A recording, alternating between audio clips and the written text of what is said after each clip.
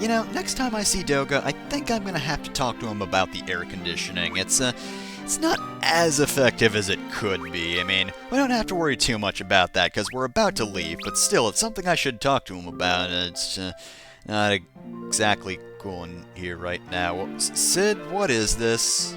Sid, what is this letter? Sid, why? Why did you think it was a good idea to send this to me? It's just kind of weird? I mean, it's not the worst thing I've ever read, but, really? That's what you're going with? Oh well, he is just going to be weird old Grandpa Man. We don't have to worry about him, though, because we have other things to do. Last time we went to the sunken cave and got some treasures, it was all optional, and we killed a bunch of random monsters, two of which split in half. The other two were fairly tough on their own. Or one would have been, but I kind of just lifed him to death. But this time we're actually going to do what Doga asked us to do and go find that Temple of Time place. It's there that we'll find a loot that we need to wake up Unei, who is the other ancient that is not Xande, and therefore can help us. Well, Xande or Doga. The three of them are all fairly powerful, but Xande's kinda evil, so yeah. Right, so starting the Temple of Time off, we have Chimera Mages. They're able to use the lightning attack, and of course they can inflict Petrify with their attacks. I'm really tired of enemies that can do that. I'd say they're kinda tough. Definitely not the toughest enemies in the dungeon, though. Oh, no. There are two enemies that are far worse. And of course, lightning, as per usual, is a all-party attack that you can't really use normally, because that's an enemy-only ability. I mean, technically speaking, we can use thunder, which should be called lightning, but that's something completely different. So anyway, I off-screen bought a whole lot of magic keys, because quite frankly, this is not the dungeon to be without a good healer in, and I know Dante's not the best healer, but, he'll do. Oh, but seriously, I would definitely suggest magic keys if you're in a situation similar to mine. I.e., the person who is normally my thief is also my healer now, and oh, hey, this is probably one of the easier enemies in the dungeon. This is Dira. I think she inflicts Confuse, but that's really all there is to it, and considering the fact that she can only attack one person at a time, yeah, it's not a huge threat. Oh yeah, and of course she's flying, so she's weak to arrow, and didn't even confuse me. And in fact, thanks to the Blood Sword, I'll heal off of that. The other nice thing is Ayla's one of my highest damage dealers now, though, to be fair, thanks to the weapons he has equipped, Dante's no slouch either. He's usually a bit behind in that regard, but he's pretty good now. And that takes care of that. Their advantage is pretty much the fact that they have 5,000 HP, which is one of the higher HP amounts in this dungeon. But as per usual, it's not the best. I'm probably not going to say that too much, but I am just going to repeatedly slip that in, because I feel it's fairly important to note there are some pretty tough enemies in this dungeon. This isn't one of them, though. This is Wyvern. He has nothing going for him. He's just weak to wind, and that's it, and he barely has any HP, so basically he's a worse version of Dira, because he can't inflict anything. Can't inflict Petrify, can't inflict Confuse, so he's the worst enemy in the dungeon so far. Seriously, we had such a strong start, and then that guy comes along. Then again, to be fair, if I had a choice, I'd probably go with Wyvern, or seeing him throughout the dungeon, rather. Yeah, it'd be nice to see him throughout the dungeon unless I wanted to grind. And just as I think I'm able to talk about the dungeon itself, oh hey, what do you know? We've got some royalty here. King Lizard and King Seahorse in the same fight. I don't know if we can beat this battle. Oddly enough, King Lizard is weak to lightning, which I wouldn't exactly expect that to be the case, but fair enough. To be fair, King Seahorse is also weak to lightning. Now that I would expect. As for King Lizard, decent attack power. Actually, to be fair, I think King Seahorse has the same attack power, but King Seahorse also has the Blizzaga spell. Yeah, I think we know which king is far better. We know the superior royalty here. I'm pretty sure I know who holds the throne in this abandoned temple. Well, it's not really abandoned because there are dozens of monsters living in this shrine. In fact, infinite monsters. If I just kept running back and forth, I'd see monsters forever. I'd see sea monsters. But anyway, the dungeon itself, I mean, it's blue. I like the color blue. Tiles themselves, I call them tiles, but it's not, that's more sprite-based stuff, but yeah, it's not the most interesting look, just a bunch of pillars and walls. There's water, but I've seen better dungeons that have the water aesthetic. I'm pretty sure I've mentioned them before as well, add something, and it is probably the best looking thing here. I'm like that one guy on the Miiverse. Oh man, that water is amazing! Whoa, look at those water effects, they're great! Those are the best water effects I've ever seen. But seriously, in fairness, it's like the most consistently good thing about these dungeons. Oh look, there is liquid in here. That's a lot more interesting than the walls. And I know it sounds a little silly, but, you know, tile sets are... they're not tile sets in this case, but it is important that the dungeon has a good look because that makes it more interesting. Like Final Fantasy VI. 6 has some... not the best tile-setted areas. You know, I'm not a huge fan of the mountains, but the unique ones look very good. Oh yeah, by the way, any of you familiar with the tough enemies of the Final Fantasy series? Because here's one of them! It's a behemoth! This guy is an asshole. 12,650 HP, 84 attack, 26 defense, no weaknesses, and he can use the Meteor spell. Thankfully, I got Shadow Flare right off the fucking bat. That still didn't kill him though, but unlike the other runs that he ruined, at the very least, I didn't have to do a long fight with him. Because he can also attack twice, of course. Because why wouldn't a tough enemy be able to do that? But of course, the longer this fight goes on, the worse off you are, because he'll just keep attacking you a whole lot, and again, he can use that Meteor spell. To be fair, he's never needed it to ruin a run for me, but he can use it. Behemoths generally can in the games, and I don't think Meteor's actually come up until this point, has it? Meteor is a non-elemental spell that just does a whole lot of damage to the entire party. Sounds like fun, right? Of course it doesn't. Thankfully, he's dead. So, that's one of the two enemies in this dungeon that are very, very tough. The rest of them are all pretty weak. Like, Wyvern especially. That guy is just terrible. Thankfully, this also isn't the worst layout.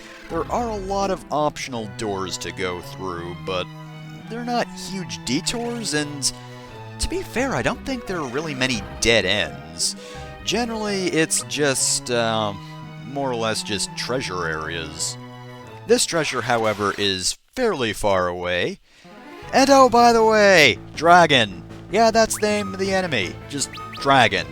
However, this guy's very tough. 11,000 HP, 85 attack, 26 defense, and the ability Flame, which of course is one of those enemy abilities that just attacks the entire party with fire. Now, in fairness, at the very least, you can use Dragoons, and those guys are fairly effective against him, though oddly enough, despite the fact that he's in the air, apparently he's not weak to arrow, which is kinda weird. Also, I got super lucky in this dungeon, getting both Shadow Flare in one run and getting a preemptive strike against this guy really helped me survive. Unfortunately, if Whirlpool can affect him... Oh yeah, by the way, of course he can attack twice, but why wouldn't you expect that by this point? If it's a tough enemy, it attacks twice, because that's totally great, right? Great game design. Let's just have the already tough thing attack multiple times. You know, let's not have weaker enemies attack twice to make up for the fact that they are weak. Now let's just give all the advantages to the big guys. Where was I going before? Oh yeah, if Whirlpool can't affect them, well, there's almost no chance that it will, so don't expect to be killing Behemoth or Dragon with a Whirlpool. You won't get a lucky shot like that. However, I did get a super lucky attack with that frickin' Shadow Flare. Oh, if only that would happen again against Dragon. I'd be fine with that. No, unfortunately that wasn't a Q. I used Ice Pillar, which, to be fair, is very damaging and did kill him. So, that is Dragon all taken care of. That's the other tough enemy. Also, according to the wiki, apparently this guy appears very rarely, but I'm gonna have to disagree with that. I've had a few runs where this guy just refuses to not appear. Like, I think even in this run, he actually appeared a second time, but I'm pretty sure I ran from that fight and you won't be seeing it anyway, but yeah, I disagree with that rarely appearing thing. If he rarely appeared, I'd either not see him or only see him once. I've seen some rare enemies. Like Wormek from Final Fantasy I.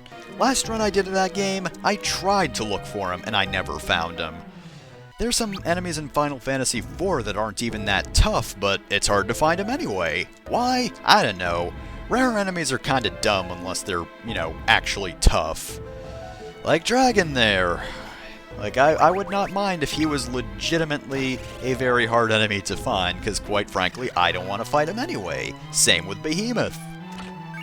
Just some random guy, though, like that, I think it was the Harpy back at the Tower of Owen. Yeah, there's no point in making that one super rare, because why bother? It's not gonna kill you, you might as well throw it in anyway, just for variety. Don't make me fight 1,000 Wyverns. I mean, don't make me fight 1,000 dragons, but, you know, give me something other than the Wyverns. I didn't mind the other enemies too much. But that's actually the end of the dungeon. Here's the loot we've been trying to find. Yeah, it's a pretty deep song that it's not playing right now. Oh, there it goes.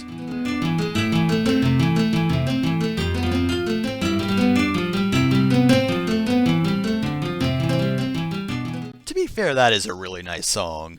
It's not very long, but it's still pretty nice. I like it. Well, that's what we came here for. Let's get the hell out of this place. I never want to step back in here again. And thanks to the teleport ability, we don't even have to risk another fight with a behemoth or a dragon. Alright, so, with that in hand, we emerge from the ocean, and I believe our destination is very close, just to the north of here. Of course, there are a bunch of mountains, so we can't head straight there, but, you know, just a little curve. It's not a huge deal. Not like I'm going to be attacked on the airship or anything. Not in this area, at least. And here we are at Unei Shrine. We could have visited this place earlier, but we didn't.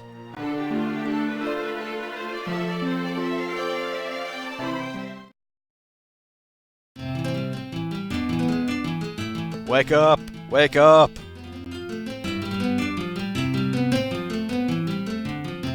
You know, this probably wouldn't be a very good alarm. Again, very nice tune, but not very loud. I mean, I'm pretty sure I'd sleep through it if I set my ringtone to that. Or alarm tone, whatever it is.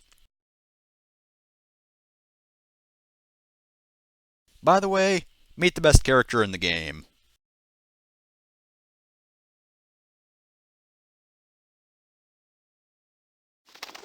And he just fades into oblivion. Yep, I melded with my parrot. He is now part of me.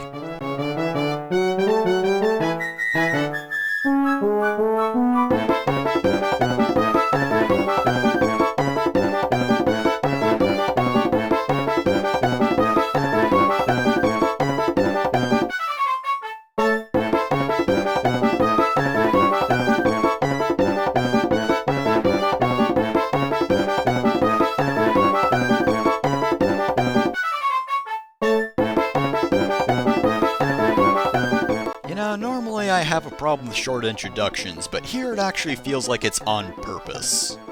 Almost. Not exactly. I mean, it's Final Fantasy III, so the writing's still terrible, but, you know, they got close. And Unei's now in the party, just like that. Again, it feels slightly more natural than Doga, who just walked up to us and was like, "Do I know you? Oh yeah, I do. Okay, so go stop Zonde." And we've got the Fang of Fire. If you're reading those books I was talking over, we need the 4 of these things to pass those statues.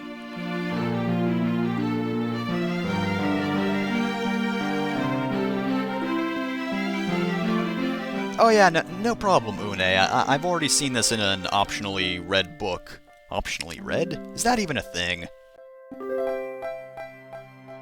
Yes, I'll go get the Invincible. I mean, if you really want me to go get that cool airship, I guess I can. Alright, of course, conversation with Unei. What do you got to tell me? Anything good? Anything extremely important that I might have missed if I hadn't talked to you?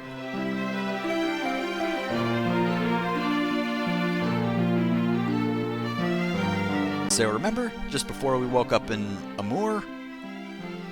Yep, that was her. Has been a little while, but we have seen her before, just once, very briefly. And, okay, that's the entire conversation. Okay, well then. But that just about wraps it up. We've gone through the Temple of Time, and now it's just about time we head back to Doga's Manor.